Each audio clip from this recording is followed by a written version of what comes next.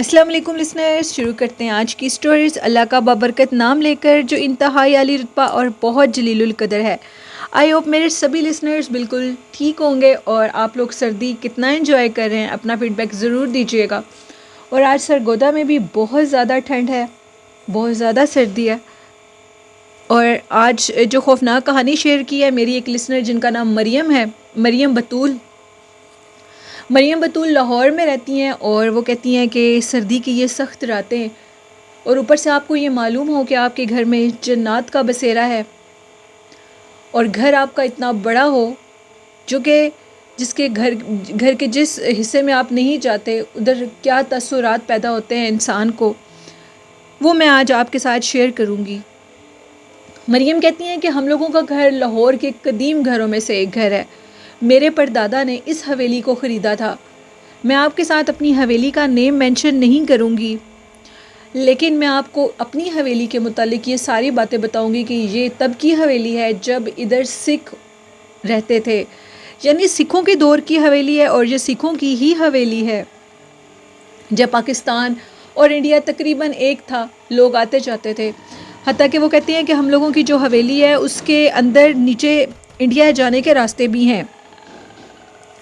انہوں نے بتایا کہ میں آپ کے ساتھ ایک خوفناک واقعہ شیئر کروں گی جو کہ بالکل حقیقت پر مبنی ہے۔ ہم لوگوں کے گھر کے اندر ایک روح آتی ہے جس کا نام رام داس ہے، یعنی وہ اسی دور کا ہے جس دور میں ادھر سکھ رہتے تھے، اور وہ خود بھی اسی گھر کا مالک تھا۔ میرے پردادا نے میرے دادا ابو کو یہ بات بتائی تھی کہ جو گھر میں نے خریدا ہے اس کا پہلے آنر کا نام رام داس تھا۔ ہوا کچھ اس طرح کہ ہم لوگوں کے گھر کا جو وہ پورشن ہے جو ہمارے استعمال میں نہیں ہے، کیونکہ گھر حد سے زیادہ بڑا حویلی ہے، گھر تو نہیں وہ ایک حویلی ہے، اور اس حویلی کے بہت زیادہ حصے ایسے ہیں جو کہ بالکل مکمل طور پر غیر آباد ہیں۔ ہم لوگوں کی حویلی کی بیک سائڈ پر ایک بہت بڑا لان ہے جدھر ہم نے ڈھیر سارے درخت لگائے ہوئے ہیں۔ وہ کہتے ہیں کہ اسی درختوں والی جگہ پر رام داس کی روح آج بھی آتی ہے، لوگ اس کو آج بھی دیکھتے ہیں۔ ہمارے گھر میں بہت سے میرے ایسے رشتہ دار ہیں جو کہ اس کو دیکھ چکے ہیں۔ ہم لوگوں کے جو ریلیٹیوز ہیں، آگے سے جو ہمارے ریلیٹیوز کے ریلیٹیوز ہیں، وہ ہماری حویلی کو بہت شوق سے دیکھنے کے لیے لاہور میں آتے ہیں۔ ہم لوگوں کے گھر میں ایک دفعہ آزاد کشمیر سے کچھ لوگ آئے ہوئے تھے۔ ہماری حویلی چونکہ بہت بڑی ہے تو وہاں پر مہمان خانہ بالکل الگ بنا ہوا ہے۔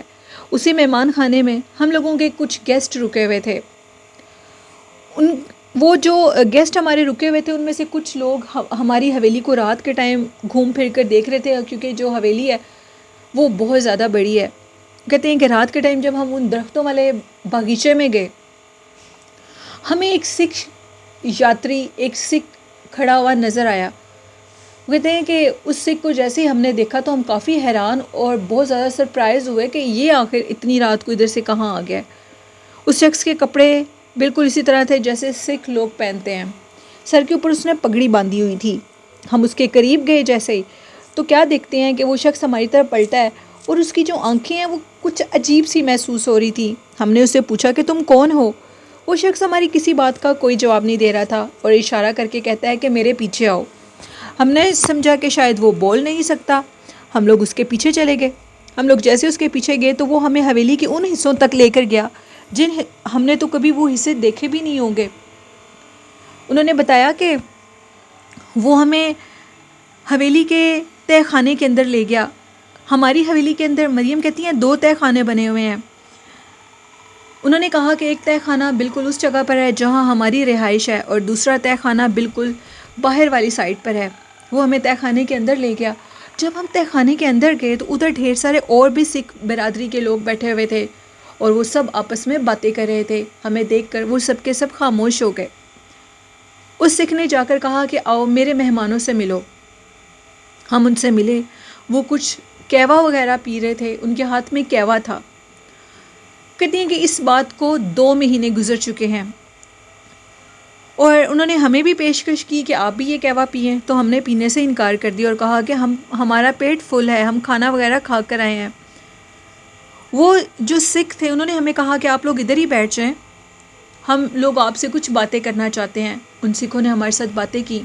انہوں نے اس دور کی باتیں کی جو کہ آج سے تقریباً کئی سال پہلے کی تھی، کئی سال پہلے کی۔ انہوں نے بتایا کہ وہ باتیں ہم نے اپنی بکس میں پڑھی ہوئی تھی، ان لوگوں کے انہوں نے نام لیے جن کو ہم نے بکس میں پڑھا تھا۔ ہم لوگ کافی حیران ہوئے اور ایک دوسرے کے منہ کی طرف دیکھنے لگے، اور ہمیں کچھ گڑبڑ لگی۔ وہ جو سکھ ہمیں اپنے ساتھ لے کر آیا تھا، اس نے کہا کہ میرا نام رام داس ہے اور یہ گھر میرا ہے۔ ایک دفعہ تو یہ سن کر ہمارے مہمانوں کے پیروں کے نیچے سے زمین نکل گئی، اور انہوں نے کہا کہ اب ہمیں ادھر سے چلنا چاہیے۔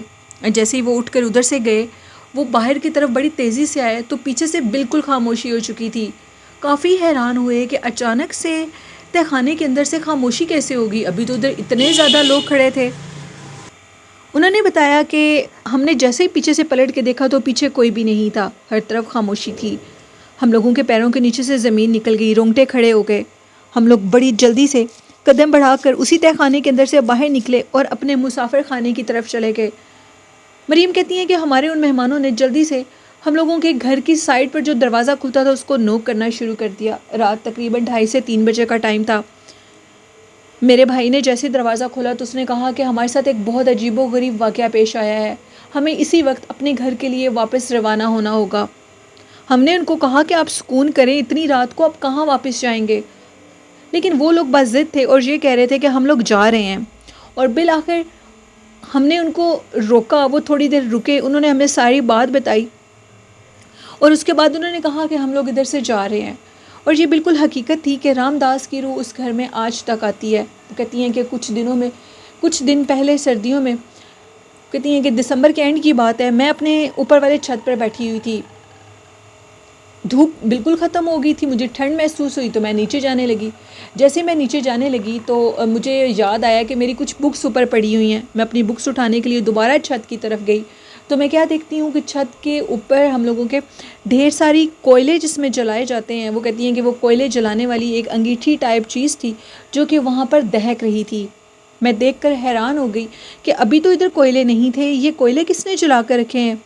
یہ سارا کچھ بہت حیران کن تھا، جس کو دیکھ کر میں بہت زیادہ ڈر گئی اور جلدی سے اپنی بکس کو اٹھا کر وہاں سے نیچے آ گئی۔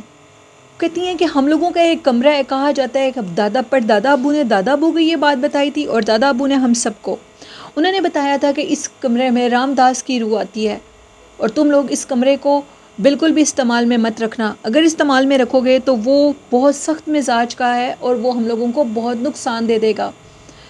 ہم لوگوں نے اس کمرے کو بالکل صاف رکھا ہوا ہے، اس کمرے میں سے عجیب و غریب قسم کی خوشبو آتی ہے۔ کہتی ہیں کہ تہ خانے کے اندر سے جو کہ بالکل لان کی طرف ہے، اس میں سے ہمیں بہت عجیب و غریب قسم کی شور کی آوازیں، باتوں کی آوازیں، اور کبھی کبھی یوں محسوس ہوتا ہے کہ جیسے بہت زیادہ کھانے پک رہے ہوں، ادھر بہت زیادہ عجیب سی خوشبو آتی ہے۔ انہوں نے یہ بتایا کہ ہمارا وہ جو گھر ہے جہاں پر رام داس کی روح ہے، اس کے متعلق یہ کہا جاتا ہے کہ وہ روح آج سے کئی سال پہلے بھی ادھر آتی تھی، کئی سالوں پہلے وہ روح ادھر دیکھی جاتی تھی۔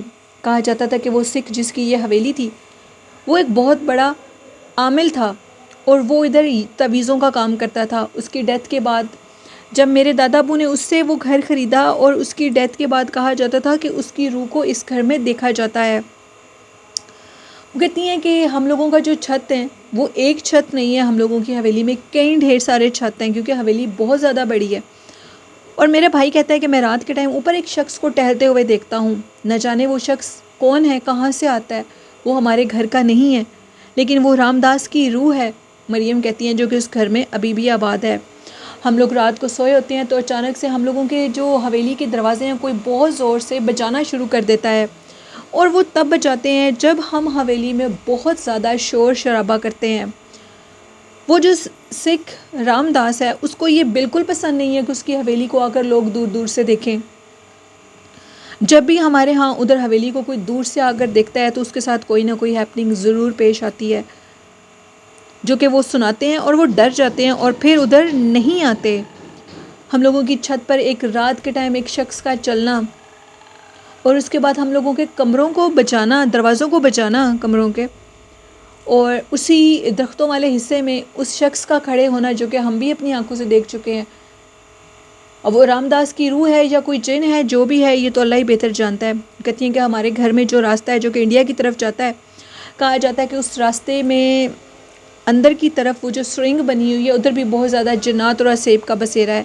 میرے بھائی اور میرے چاچو کہتے ہیں کہ ہم نے جب اس سرنگ کی طرف گئے تو ہمیں بہت زیادہ شور کی آواز آئی.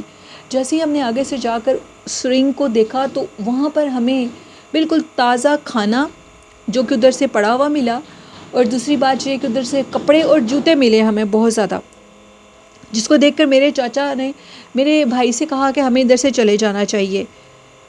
کہتے ہیں کہ یہ جتنی بھی لاہور میں پرانی عمارتیں ہیں، حویلی ہیں، ان میں بہت زیادہ اسیب اور جنات ہے. یہ مریم کی سٹوری تھی جو کہ انہوں نے میرے ساتھ لاہور سے شیئر کی. بہت شکریہ مریم.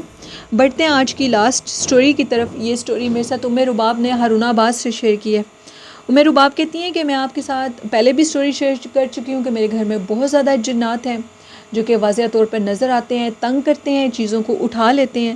اسی طرح کا ایک واقعہ 2 دن پہلے پیش آیا. میں نے اپنی میڈ سے کپڑے دھلوائے اور دھلوانے کے بعد طے کر کے میں نے اپنے بیٹے کے 2 ڈریس اٹھائے اور اٹھا کر جہاں پر ہم لوگوں کی میڈ کپڑے استری کرتی ہے، پریس کرتی ہے، وہاں پر جا کر چیئر پہ رکھتی ہے. وہ کہتی ہیں کہ نیکسٹ ڈے جب میرے بیٹے نے مجھ سے کپڑے مانگے، میں کپڑے اٹھانے کے لیے اندر گئی جو کہ کچھ دیر پہلے بھی پڑے ہوئے میں نے دیکھے اسی دن، تو وہاں پر کپڑے نہیں تھے. میں نے سارا روم چھان مارا لیکن روم میں کپڑے کہیں بھی نہیں مل رہے تھے.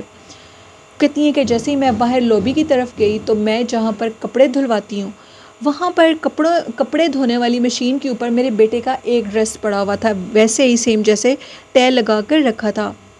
کافی حیران ہوئی اور اس ڈریس کو اٹھا لیا.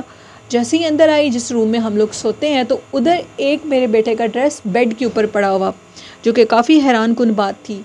میں سمجھ چکی تھی کہ یہ جنات کی ہی شرارت ہے، وہ ہمیں تنگ کر رہے ہیں. وہ نہیں چاہتے کہ ہم اس گھر میں رہیں، چونکہ ہم نے اس گھر کو اب چھوڑ بھی دینا ہے، خالی کر دینا ہے. لیکن اس طرح کے بہت سے خوفناک واقعات ہمارے گھر میں پیش آتے ہیں.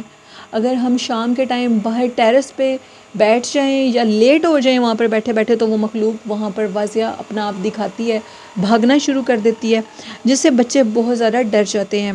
کبھی بلی کی رونے کی آوازیں تو کبھی عجیب و غریب آوازیں، جس سے ہم بہت زیادہ خوف زدہ ہو جاتے ہیں.